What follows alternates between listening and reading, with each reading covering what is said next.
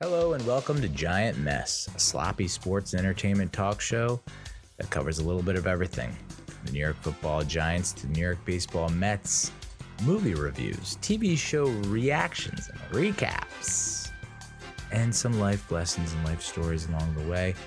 There's a little bit of comedy mixed in. Okay. Hosted by Giant Mess, that's me, the real cinch Neal Lynch. I'm an Irish Italian American who graduated from a Catholic high school but is not Catholic. Sorry, God. And then I earned a couple of overpriced degrees from an overpriced university that's known for producing doctors and lacrosse players. And sadly, so sad, I'm not a doctor, nor am I a lacrosse player. Ugh, the paths I've chosen. Where did I go wrong? How did this all go sideways? You can leave voicemail at 862-248-1986. That's the last time the Giants and Metros won a world championship in the same year, 1986. What a year. So goddamn long ago.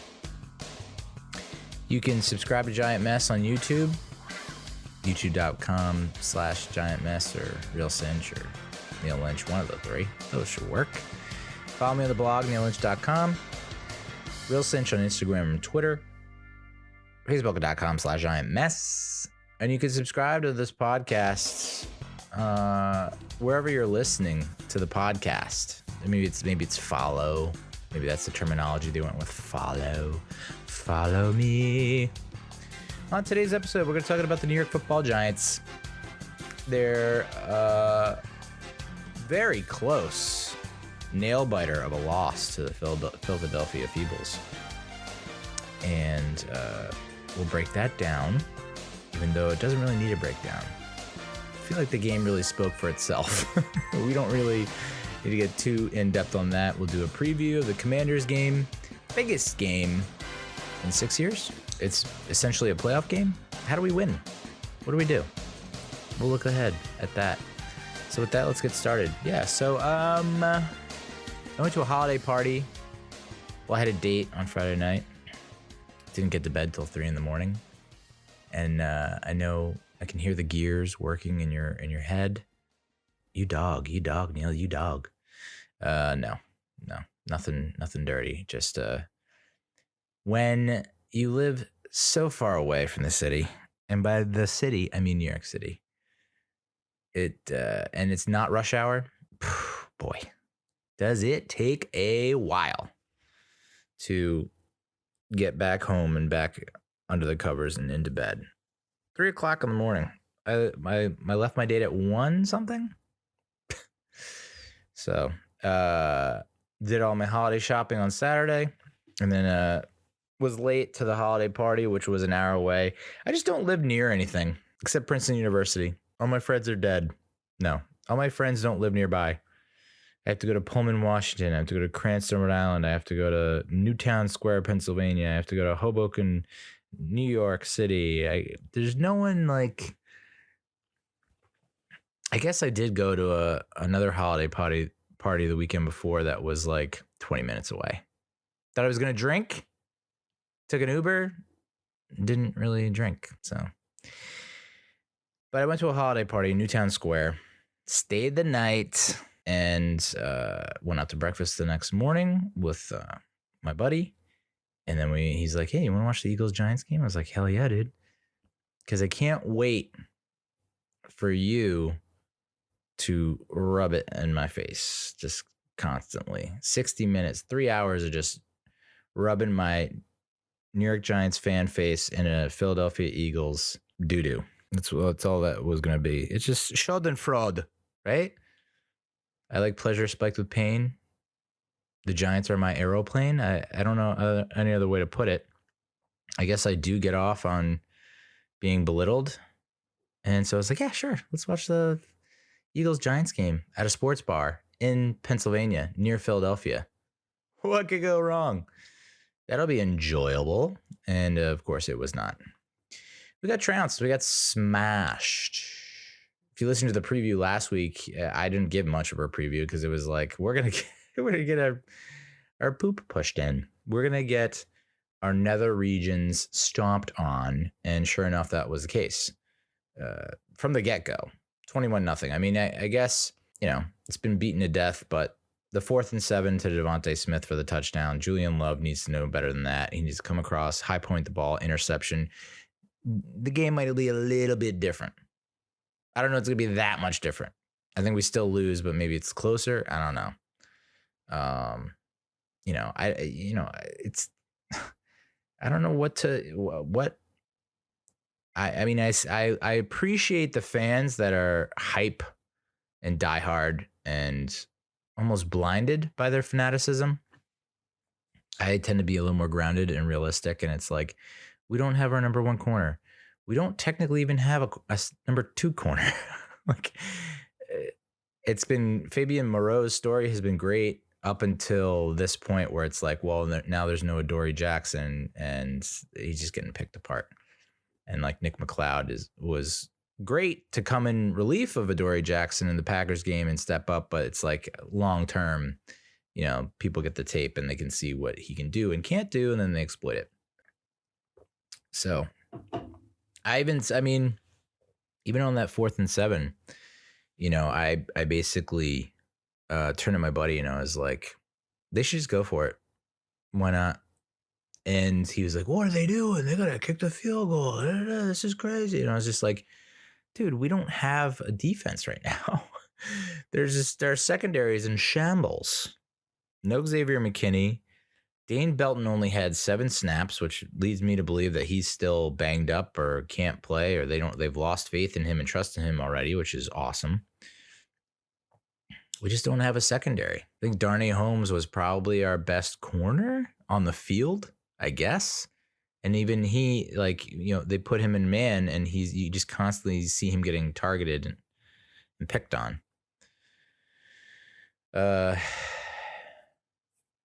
We got a little bit of life in us after the Isaiah Hodgins touchdown. Isaiah Hodgins, pretty good story. I think he's emerged as a quasi number 2 wideout behind Slayton, who's I guess is our number 1, even though Richie James led the game in receptions and yards and touchdown. And then, of course, he gets concussed on that garbage time touchdown. So good pattern. And again, he's looking more like Kenny Galladay than Kenny Galladay's looking like Kenny Galladay. Kenny Galladay only 11 snaps. I know I said this every week, but it bears repeating. I don't think there's ever in any sport been a bigger flop free agent signing than Kenny Galladay with the New York Giants. I don't know what the hell this guy did to this coaching staff, but they fucking hate him. Make no mistake. I don't think this is a hip injury. I don't think he's got illness. I don't think it's anything other than he just pissed them off somehow. They do not want him on the team. And I saw a tweet, I guess this morning, like, what if we cut him next season? And it's like, we're going to take on another $15 million in dead cap, dude. I think we're going to get to the point where like our entire salary cap is just dead money and no one's on the team. It's just like, that's just going to be our team. The New York gigantic dead caps is going to be our new nickname. Like the New York Dead Caps, which is actually a pretty baller name. Yo, the Dead Caps are coming into town. You think we have a shot? What's the line? We suck. So much dead cap. So that's why any hope, like everyone's like, extend so-and-so, re-sign so-and-so. Wait till the draft. It's just like, we're so fucked. Our salary cap is so screwed. Like extend Leonard Williams. Okay, with what?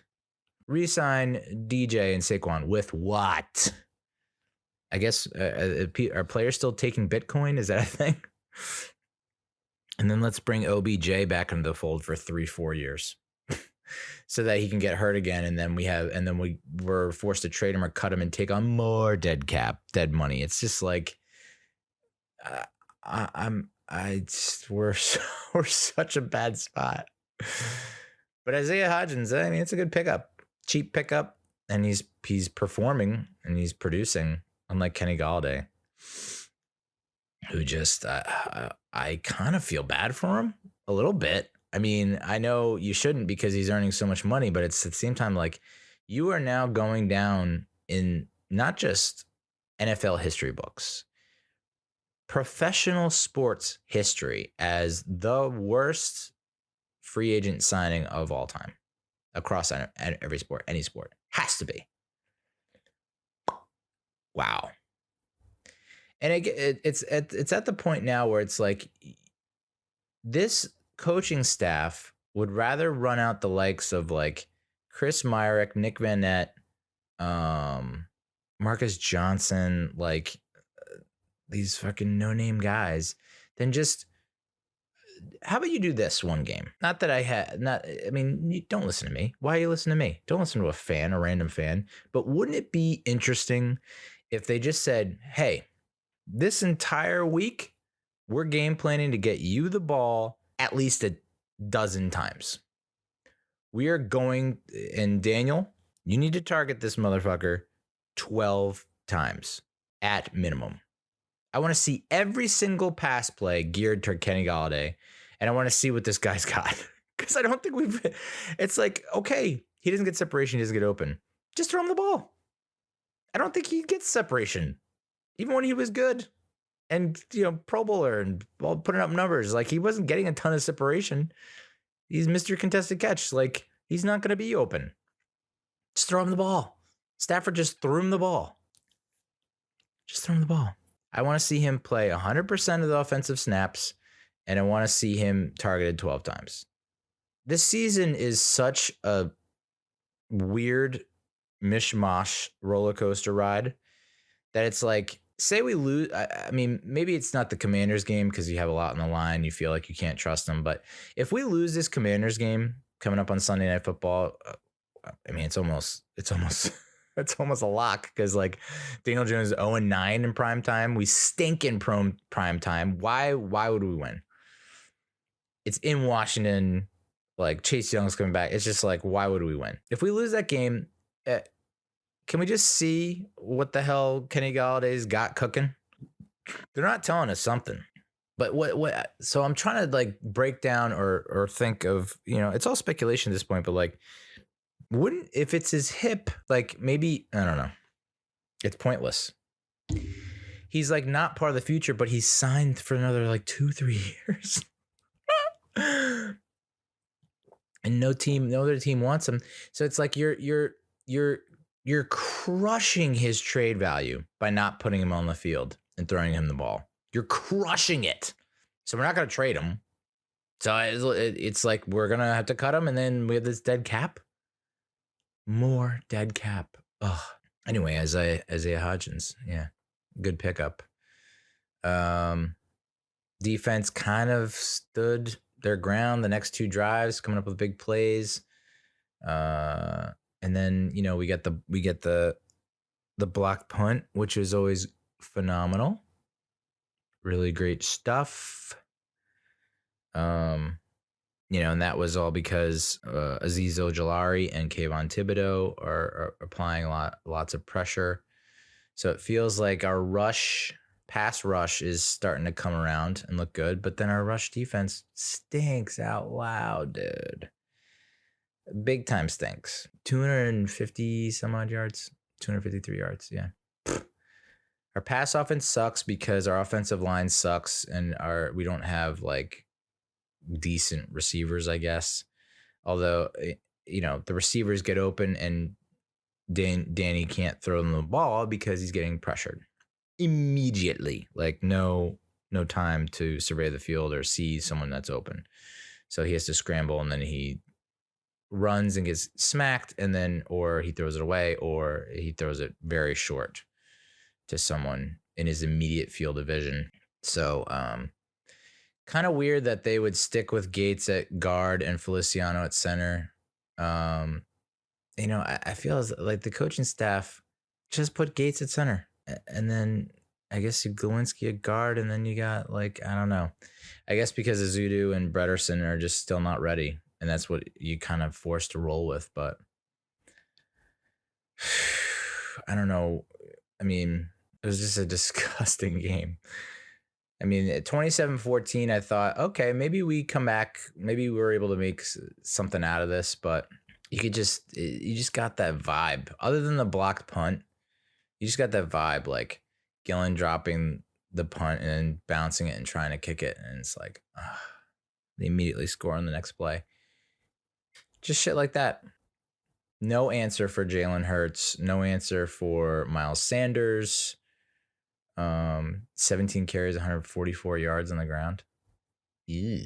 You know, Barkley only played 20 snaps. He's so hurt. He's so banged up. He's so banged up. His shoulder, now the neck. It's just like, you know, and everyone's turning on Barkley and Jones. Jones not as much, but they're turning on Barkley for sure. It's just like, well, why would we re-sign this guy?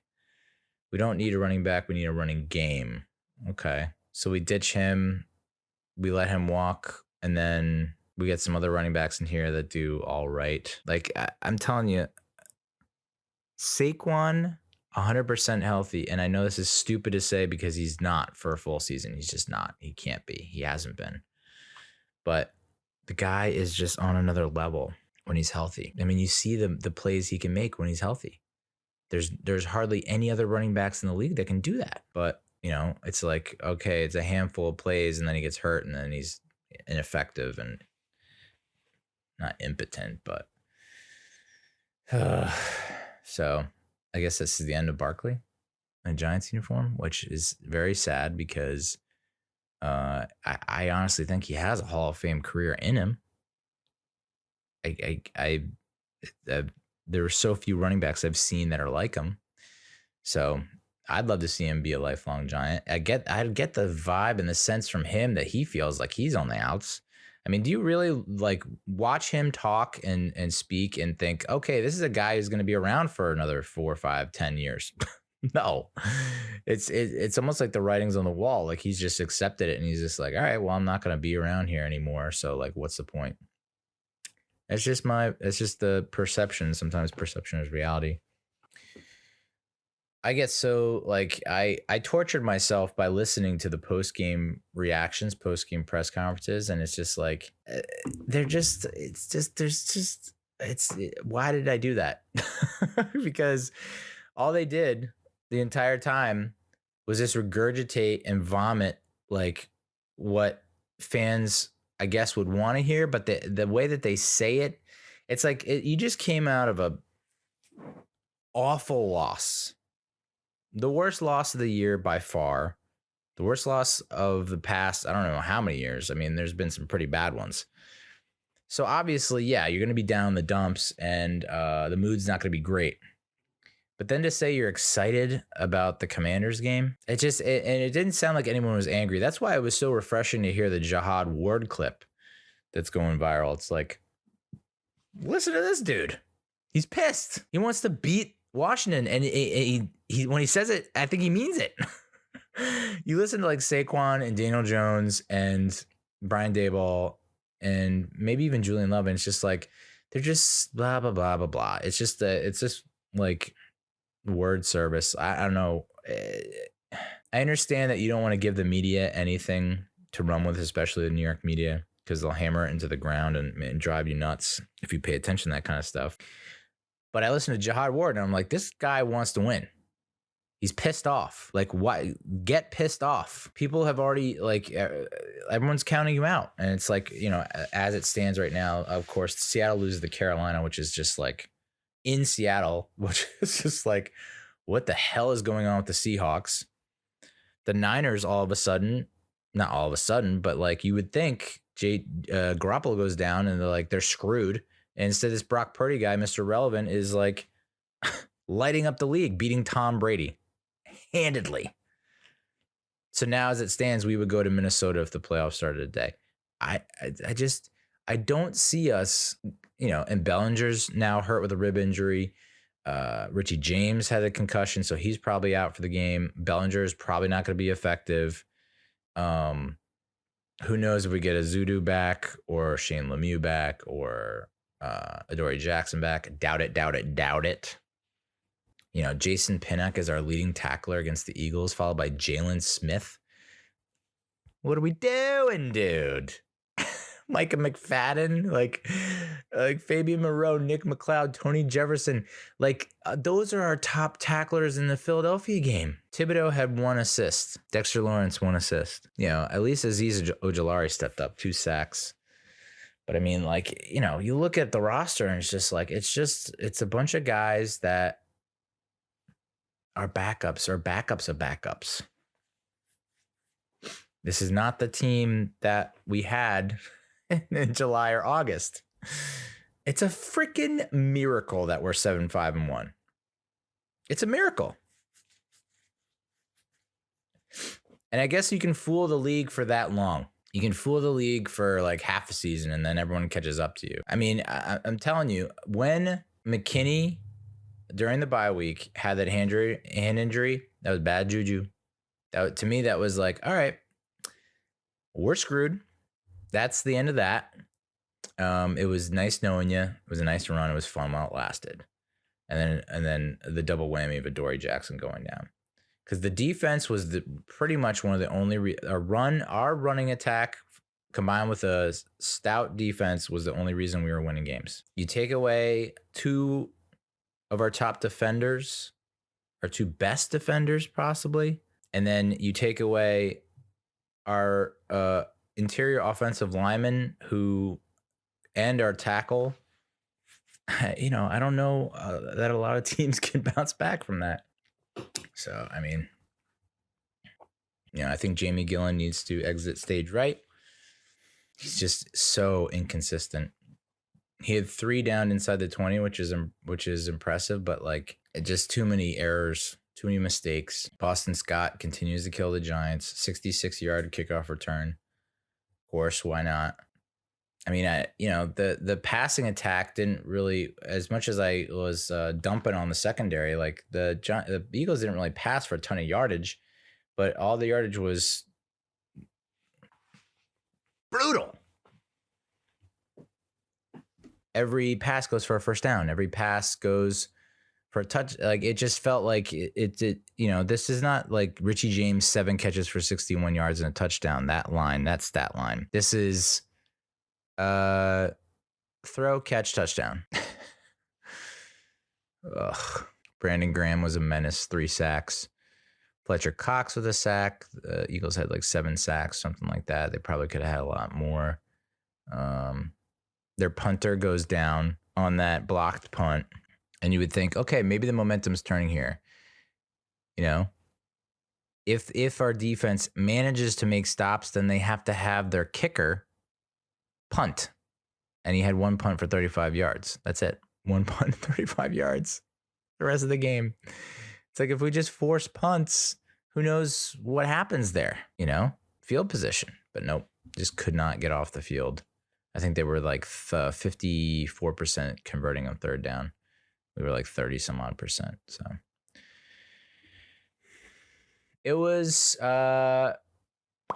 tough. I basically recorded myself because every time they score a touchdown at this bar that we went to, they played the Eagles fight song. So I had the Eagles fight song in my head for the remainder of Sunday. I could not get it out of my head. Did I sing it? No, dude, obviously not. But it wormed into my brain and it rattled around in there and infected my soul. But my buddy, Eagles fan, he was singing, the whole bar was singing, and I just had to take it. I think I was probably the only Giants fan in that whole place. I didn't wear my Giants gear. You can call me a vagine. That's fine. I don't need a visit to the ER. I don't need that. Especially with the new job. But it was what was it, 6 times? 6 times they sung that song. I was recording it once, and after 1 touchdown, this couple came up to sit in the seats, and they thought I was recording them, and they got pissed. And I was like, no. I'm just documenting his joy and my misery, the dichotomy, the juxtaposition of those two. And they were like, oh, okay. It's like there was a guy doing the Eagles chant. He almost fell off a chair. It's like, that would have been cool, but nope. Not. It's just not my day, not my week. Yeah, so that's the Eagles recap. I barf-rama, dude. Barf-rama. And I know like Big Blue VCR and a couple other fans are like, well, take a look at some of the biggest blowouts that we've suffered over the years. And they've been, in 2007, we got smoked by the Vikings 41-17. In 2011, we got crushed by the Saints 49-24, something like that. In we got crushed and smoked and blown out. And even the 86 year in the we got blown out of the water. 90, we got blown out of the water. And what do those have in common? Well, we all went to the Super Bowl. I find it very hard to believe that we're going to the Super Bowl.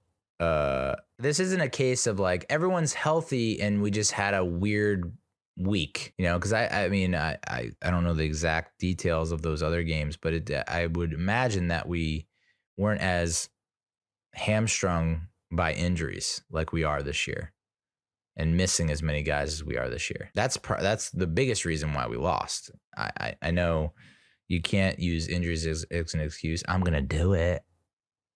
Okay? I'm going to do it because I can and I will, and it's legitimate. You can say talent, and it's like when you look at the rosters and it's like, yeah, the Eagles have more talent on their roster, but I don't know necessarily that means that they can come into the Meadowlands and win if we have Adoree Jackson, if we have Josh Azudu and Brendan Brederson and Nick Gates at center and Xavier McKinney. And, if we're like locked and loaded, that game's a lot closer and maybe we pull out the win like we have in the first half of the season, But we're the walking wounded. We're the walking dead, dude. And now we have to go into Washington with them, the Commanders, coming off a freaking bye where their last game was against us. And they tied us, which was essentially a win for them. A lot of people felt. I guess Wentz is coming off the IR, but I can't imagine that they would start him over Taylor Heineke. So we had the tie in December. We had that the end of the Joe Judge era, January of this year, if you can believe that. That was still this year, January 9th, 2022, when we lost 22-7 at home, third down and inside our own 10, inside our own 5, and did a QB sneak twice. That was cool. So that was the end of Joe Judge era. That awful 1-point loss in 2021, September 21, where Slayton drops the ball, and then there was all that field goal nonsense at the end. And the 2 games prior to that in 2020, we swept them, but was not like we could have easily lost those games. 1-point win in October 2020, and then a 3-point win in November 2020. So we're 3-2 on the road. Washington's 3-3 at home. They actually have a better away record. They have a slightly better defense than us when it comes to scoring, at least. I mean, we've been pretty awful the past few weeks. I think we were looking like a top 10 unit in terms of scoring. And then, of course, I don't want to say it because I've already said it, but you know it. It's in your heart. I guess we have a slightly better scoring offense than them, which is mind-blowing considering how shit-tastic we looked. We got the edge and takeaway differential. They have a better passing attack than us, but not by much, which is like kind of crazy. And then we're still 6th in rushing yards per game, which I don't get. We have not been able to run the ball. I mean, we're 0-3-1, 0-4-1. I think we're 0-4-1 our last. We lost the Lions, lost the Cowboys, tied the Commanders. We're 0-3-1 in our last 4. And I don't feel like we've been able to run the ball at all in any of those games. So it's crazy that we're still 6th in rushing yards a game. They're 14th. in the league in rushing yards per game, but I mean, they were able to run the ball with a great deal of success last time, and I would imagine we're going to see a lot more of that in this game, especially if Leonard Williams isn't able to go. I don't know what his deal is. He was doubtful for the Philly game, didn't play. My guess is he'll be questionable for the Washington game. And any way we can get him on the field and operating at some level of efficiency, then we should push for it. And then defensive passing yards per game, we're 17th. They're 8th. They're also 9th in defensive rushing yards per game. So their defense, legit. And I don't see us being able to stop their run. And I have a feeling that Heineke is going to dice us up like he did towards the end of that last game with Zion Gilbert getting exposed in public, no less. Vegas has the Commanders favored by 4.5. That seems low. I feel like. And the over-under is 40. So I would say, I don't know what Dable has up his sleeve.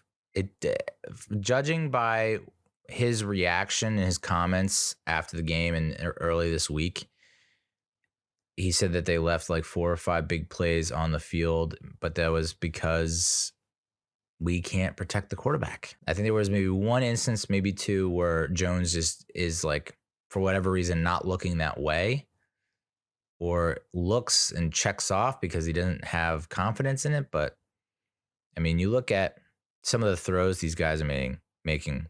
I mean, Jalen Hurts was making plenty of throws where it was like, woo, there's no separation there. There's no room for error, tight window. And that used to be Daniel Jones' calling card.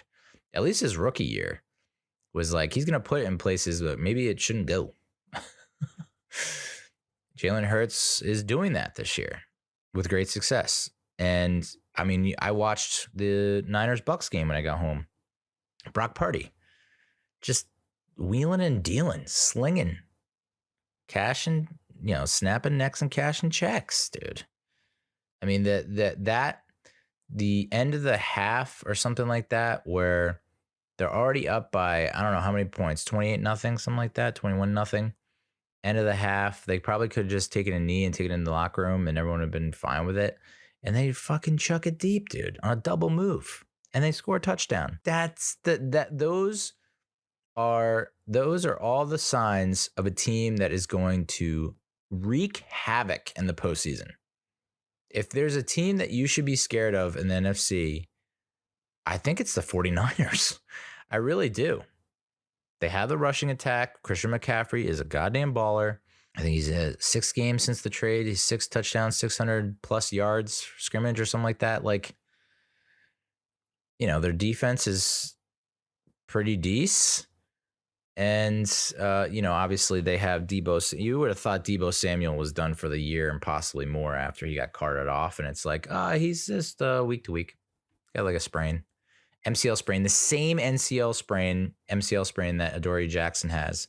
And yet Jackson's probably not going to play another game this year. And Debo will be back in like 2 weeks. So, yeah, I feel like even without Debo Samuel, there's still a threat coming out of the West. The Bucks look like garbage, dude. Basura. Tom Brady's, he's just so pissed all the time. They have like no running attack. It doesn't look like him and Mike Evans have ever played on the same team ever. I had Mike Evans on my friggin' fantasy team, dude. I know no one cares a crap about my fantasy team, all right? So I'll say this really quickly. I made a huge trade. I basically mortgaged my future to pick up Nick Chubb and Gabe Davis, okay? That roster puts me at, I had Lamar Jackson, who was, I believe, one of the top fantasy quarterbacks in the league. I had Derrick Henry, Nick Chubb as my running backs. Mike Evans, Gabe Davis, Christian Kirk as my wide receivers. They're all number ones. And Hawkinson, TJ Hawkinson is my tight end. That roster, that lineup, since the trade, has failed to crack 75, 80 points. The projections each week are 110 plus. Every week, 110 plus. There was one week where I scored like 50 points. So Mike Evans is the worst. Like, I'm sure he's a great guy and is a great golfer and all that crap, but really has let me down. I mean, the whole roster has let me down. And it's just like, and now I've given up a second rounder, a fourth rounder, and definitely missed the playoffs, which is insane because I was 6 when I made the trade. I was 6-5, 6-5. Finished the season 6-8. 6-5. I was like the 5 seed, 6 seed. There was 14 teams, 8 teams make the playoffs. I was probably like 5 or 6 in there at 6-5, and now I'm 10th, 6-8. Unbelievable. So yeah, the Buccaneers stink. And someone else had some, much like that Giants stat about like, well, the last time they got blown out like this, they went to the Super Bowl.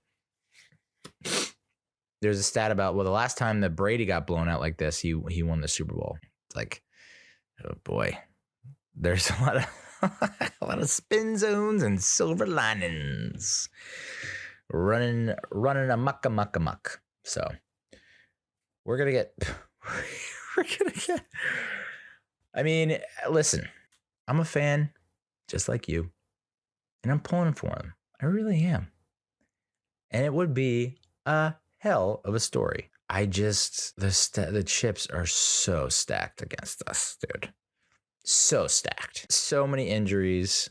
And I think Washington is gonna be, that stadium, that crowd, that team, especially with Heineke at the helm, is just gonna be en fuego, dude. Like, just raging to get at us because they know they can smell the blood in the water. And they can taste the playoffs. I mean, this Eagles game was very reminiscent of the Eagles game last year in 2021, where it's like we've officially given up. Like, we just don't give a rat's ass about what the hell happens the rest of the season. And that's the vibe that I've gotten. Like, to come out against Detroit at home, knowing that's a winnable game and blowing that, putting up a decent fight against Dallas on Thanksgiving Day in Dallas, and then to come out completely flat, blow a perfect opportunity to get another W against Washington, and lay a complete egg against Philly. This is the trend, down to the right. It's not down. It's not up and to the right. Okay, that's what the trend line looks like. So I guess, I mean, there's some people that are already calling for Dable's head and saying that Kafka is the worst and he's lost his magic, and questioning Shane's moves. Like, it's turning ugly, and rightfully so. But if we win, we're basically in, I think. I mean, a lot crazier things have happened, but I don't care how you win this game. I don't care if you win this game 3-0. I don't care if you win this game 67-64. You just got to find ways to win the ball game. And it's like mistake-free football. Not to say that they made a lot of mistakes. There were no turnovers or that many turnovers in the Philly game, so I think they protected the ball fairly well. But at the same time, I don't know what you have to tell that offensive line or how you get them to just play the game the right way and not get beat. I mean, our linebackers and our offensive line. I know a lot of people criticize the receivers. It's the linebackers and the offensive line. The linebackers can't get fooled constantly. And I don't even know how you make up for that weakness. You know, I mean, they have like 7 safeties on the field right now. It's like Pinnock and Jefferson and Belton, Love, and like there's just keep rolling out more and more safeties. Your interior linebackers stink. Can't stop the run. And you have a good pass rush. So it's like, to me, I guess you stack the box and you're like, hey, Heineke, it's on you, brother. You need to beat us. And hopefully if we stack the box and blitz our asses off, maybe then we have a chance, at least on the defensive side of the ball. And then the offensive side of the ball, it's like, all right, I know we complain about them not taking deep shots, but you can see what happens when they try to take deep shots. They get sacked, or he gets to scramble and doesn't see anyone open, and bad things happen. So, I mean, it would just be nice to make the. I know, there was a point on Sunday where I was like, I don't even think I want to make the playoffs at this point. If this is going to be the kind of football we're playing. It feels weird to like back in because all these other teams stink out loud, but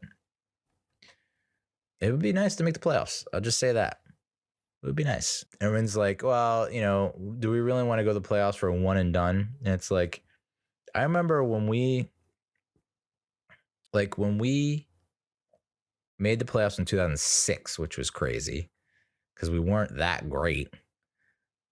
We barely made it, and we ended up playing the Eagles in the wild card, and we lost on a last second field goal, but it was close, and we were in it, and we almost won, and that was a good feeling. That was fun to look forward to and fun to watch.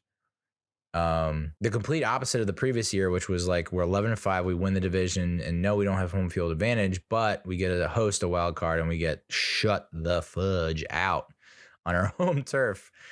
That was like, oh, wow, okay. So yeah, the postseason's a whole new season, I guess. So, I mean, who knows what happens with Minnesota? They look pretty goddamn good right now, but I think they just lost the Lions. So I don't think they're as infallible as their record would indicate. And maybe they do take it easy against us if we go to Minnesota. It's like, who would I rather face? And we've talked about this before. Do we want to go into Minnesota to face the Vikings, or are we going to go to Seattle? Well, I guess it wouldn't even be Seattle at this point, would it? Probably be San Fran. I do not want to face the 49ers. No thanks. So if it's a case of Vikings versus 49ers, well, I'd love to face the Bucs, but it doesn't look like that's going to happen. That's going to be Cowboys at Bucs, and the Bucs are going to get smoked.